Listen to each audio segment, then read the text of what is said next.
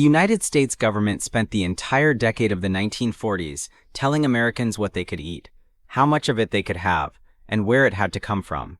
Rationing boards controlled sugar, butter, meat, and canned goods from 1942 all the way through 1947, and entire categories of food that working-class families had eaten for generations were quietly pushed aside, not because they were dangerous, but because they were inconvenient to count, tax, or distribute through official channels. What filled that gap was something nobody in Washington ever planned for. Your grandfather and his neighbors reached back into habits handed down from the Depression, from farm life, from immigrant grandmothers who never once trusted a grocery store to feed their families. They made do, and what they made was actually pretty good. These are 20 forgotten poor man's snacks from the 1940s, the ones seniors still remember, and the ones most people under 50 have never tasted. Subscribe before we start, because this kind of history has a way of disappearing. Number 20. Lard bread. This was not fancy. You took leftover pork lard, the rendered fat that sat in a tin on every working-class stove, spread it thick on a slice of homemade bread, and hit it with a pinch of salt. In rural Pennsylvania and across Appalachia, this was a common after-school snack well into the 1950s. The fat provided calories that cost almost nothing, and the salt made it feel like a meal. Lard disappeared from American kitchens, not because of any health emergency, but because Crisco, manufactured by Procter & Gamble, launched one of the most aggressive marketing campaigns in food history between 1911 and 1950, systematically replacing animal fat with hydrogenated vegetable oil. By the late 50s, lard was considered old-fashioned. Lard is still legal, still available, and nutritional science has quietly walked back most of the criticism aimed at animal fats over the last 2 decades. Number 19. Crackers and bacon grease. Similar principle to lard bread, but with a different texture and a smokier taste. Your great-grandmother kept a jar next to the stove specifically for bacon drippings. Saltine crackers, which became widely available after the National Biscuit Company standardized their production around 1900, were the vessel. The grease was spread cold, straight from the jar. Working families in the South and Midwest considered this a completely normal afternoon snack through the 40s and into the 50s. It faded the same way lard did. Marketing made animal fat the enemy, and convenience food took the shelf space. Number 18. Cornmeal mush. Not cornbread mush. You boiled plain yellow cornmeal in water with salt until it thickened into a dense, porridge-like mass. You ate it hot with a little butter, or you let it cool, sliced it, and fried the slices in a pan until they were crispy on the outside. In 1943, cornmeal was not rationed the way wheat flour was, which made it incredibly valuable to families stretching their rations. This recipe goes back to Native American cooking traditions adopted by European settlers in the 1600s, and it fed millions of Americans through every economic crisis between then and the mid-20th century. It disappeared from mainstream tables when processed breakfast cereals, backed by enormous advertising budgets from companies like Kellogg's and General Mills, redefined what breakfast and snacking looked like. Number 17. Bread and milk. A bowl. Torn up pieces of yesterday's bread. Cold whole milk poured over the top. Salt if you wanted it, or a little sugar. That was it. Your grandparents called this different things depending on where they were from. In parts of the rural South, it was called bread and milk supper, and it was not considered a snack. It was considered a meal.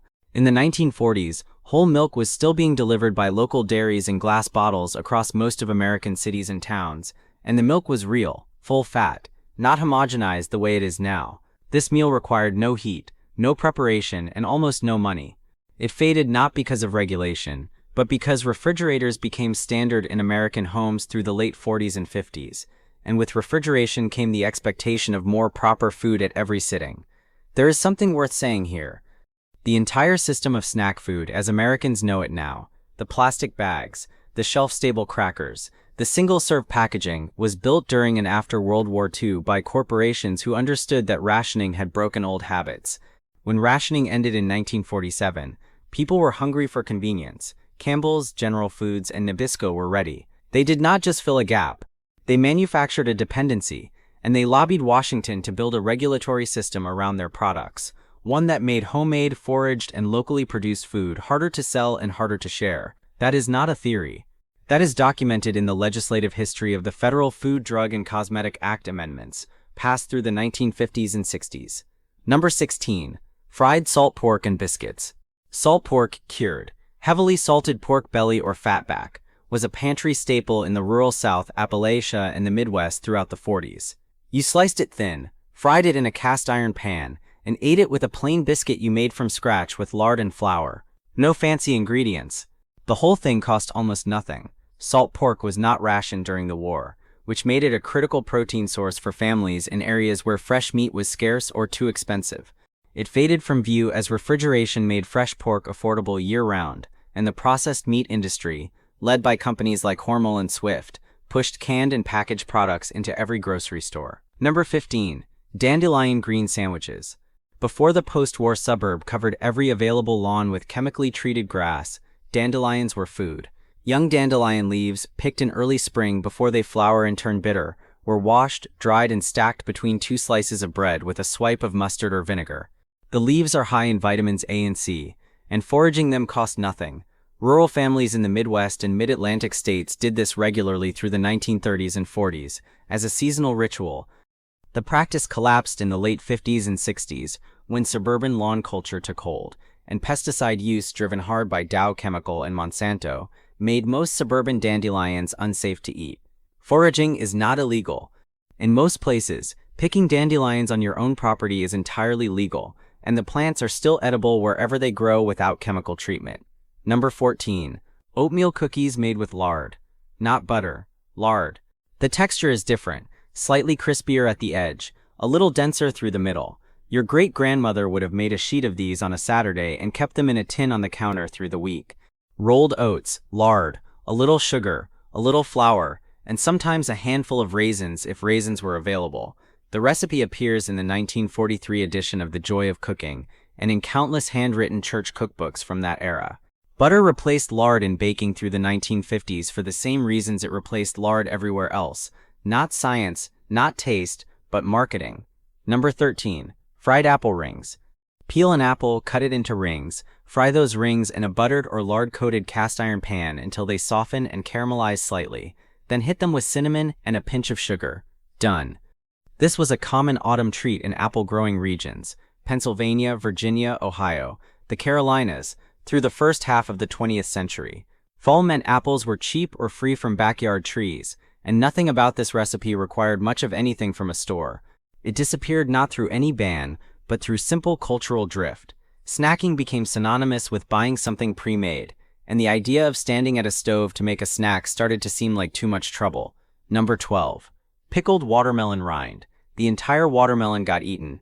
You cut the flesh off, ate it, and then you pickled the white rind in a brine of vinegar, sugar, and whole cloves, sometimes with a cinnamon stick. Families across the rural South did this every summer through the 30s and 40s, and the pickled rind kept in a jar for weeks without refrigeration if the brine was strong enough. It is crunchy, slightly sweet, slightly sour, and genuinely delicious. It disappeared because buying a whole watermelon and preserving the rind takes time and intention, and when Vlasic and other industrial pickle brands took over grocery store shelf space in the late 50s, there was no reason for most families to put in that effort. Number 11. Raw potato slices with salt. Peel a potato, slice it thin, salt it, eat it. That is the whole recipe. This sounds strange, but raw potato is mildly starchy, slightly sweet, and very crunchy, not unlike a water chestnut. In areas where potatoes were grown locally or kept in root cellars through winter, Maine, Idaho, upstate New York, this was a normal thing to hand a child who was hungry between meals. The raw potato kept children busy and cost nothing. It faded because it looked too much like poverty, and the post-war prosperity era made Americans eager to distance themselves from anything that felt like Depression-era desperation. Here is the part that people do not like to hear. The post-war economy was built in part on making Americans feel ashamed of thrift. The advertising industry, which had spent the war convincing people to sacrifice, immediately pivoted to convincing people to spend. Self-sufficiency started to look like backwardness. Making your own food started to look like failure. It was a deliberate cultural shift, not an accident. And the families who kept their old habits, the ones who still pickled, foraged, fermented, and stretched, were invisible to the new consumer economy. Their knowledge did not disappear because it was useless. It disappeared because it was unprofitable. Number 10. Milk toast. This one sounds forgettable and turns out to be quietly satisfying. You toast a slice of white bread, put it in a bowl, and pour hot milk over it. Salt it, sometimes butter. That is it. Milquetoast was commonly given to children and sick adults well into the 1950s, and it appears in cookbooks going back to the 1880s. The phrase milquetoast, meaning a meek or timid person, actually comes from a 1920s comic strip character named Caspar Milquetoast, named because the food was considered humble and unexciting. It vanished because it requires hot milk and effort, and boxed cereal requires nothing. Number 9. Peanut butter and lard biscuits. Lard in the biscuit dough, peanut butter spread inside once they came out of the oven. Peanut butter was not rationed during World War II. It was actually promoted by the government as a protein substitute for meat, which was rationed. Arachibutyrophobia aside, this combination was filling, cheap, and genuinely high in calories for working families who needed energy without much money. It vanished when Skippy and Jif reformulated peanut butter in the late 50s and early 60s with added hydrogenated oils and sugar, turning it into a sweeter product designed to go on commercial bread, not homemade biscuits. Number 8. Fried cornbread scraps. When your great-grandmother made a pan of cornbread, the crumbly edges and leftover bits got saved. The next day, she fried those scraps in a little bacon grease until they were crispy, then hit them with a drizzle of sorghum syrup. Sorghum, not molasses, not corn syrup, was the sweetener of choice across the rural South through most of the first half of the 20th century. Tennessee and Kentucky produced most of the nation's sorghum syrup supply through the 40s. This snack required nothing new. It was built entirely from leftovers, which is the core philosophy of how people in that era actually ate. Number 7. Fried green tomatoes. Not the restaurant version with elaborate coatings and remoulade sauce. The 1940s version was plain. Slice an unripe green tomato, dredge it in seasoned cornmeal, fry it in a cast iron pan with lard or bacon grease until golden. Eaten immediately. This was a late summer necessity because green tomatoes would not survive the first frost, so you picked what was left and cooked it before it was lost. It was practical gardening converted into food. The practice is still completely legal, still perfectly doable, and the only thing stopping people from doing it now is that most Americans no longer have tomato plants in their yards. Number 6. Sassafras root tea. This one is complicated. You dug the roots of the sassafras tree, common across the eastern half of the country, boiled them in water, and drank the resulting reddish root beer-scented liquid hot or cold. Sassafras tea was drunk regularly in rural American households through the early 20th century, and was considered a spring tonic, something to drink after winter to clean out the blood, as people used to say. In 1960, the Food and Drug Administration banned saffrole, the primary compound in sassafras oil, from food and beverages after studies showed that large doses caused liver cancer in rats. Sassafras root tea became technically illegal to sell commercially. Growing and foraging sassafras is not illegal. Drinking homemade sassafras tea is not illegal. The ban applies to commercial sale. Number 5. Cracklin' bread. When you rendered lard, the solid bits of skin and tissue left behind were called cracklings. Crispy, fatty, intensely savory. Your great-grandmother folded those cracklings directly into cornbread batter before baking. The result was cornbread that was rich, textured, and deeply flavored in a way that no store-bought product has ever matched. This practice was common from the 1800s through the 1940s in the South and Midwest, and it required nothing beyond what was already being produced on a farm or in a kitchen.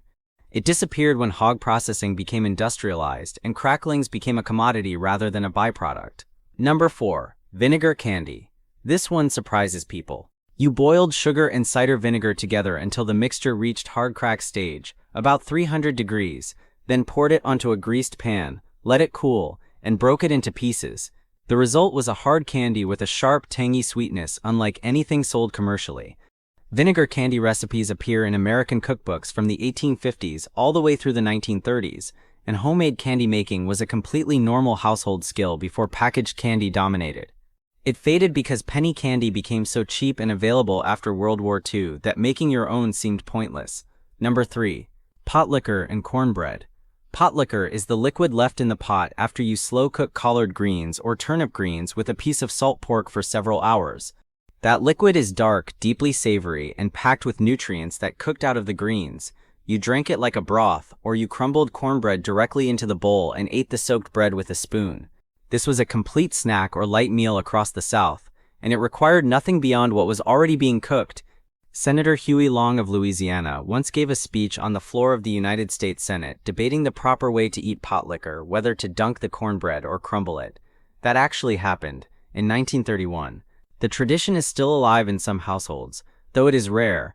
Number 2. Mustard sandwiches. 2 slices of bread, yellow mustard, nothing else. This was not a joke or a punishment. It was a common snack in working-class households during lean times, and the 1940s had plenty of lean times even with the wartime economic recovery.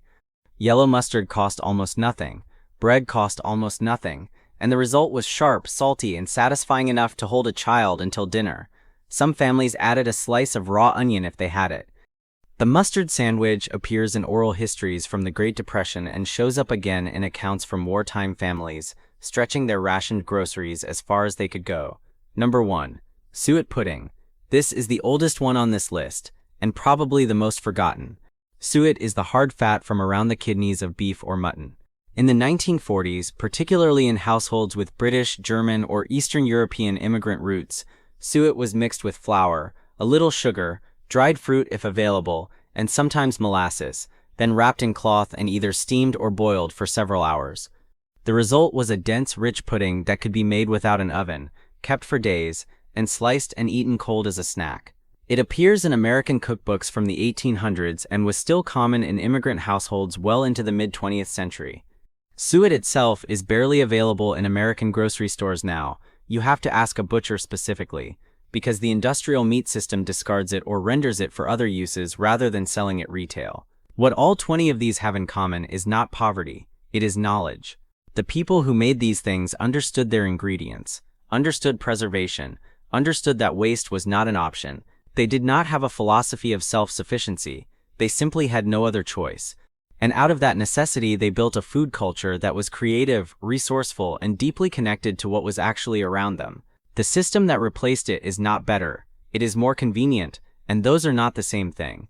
Pick one item from this list, just one, and try it this week. Not because it is cheap, not because it is trendy, but because knowing how to feed yourself without a barcode is still a skill worth having. Tell me in the comments which one you chose, or which one your grandparents used to make. That history deserves to be remembered by name.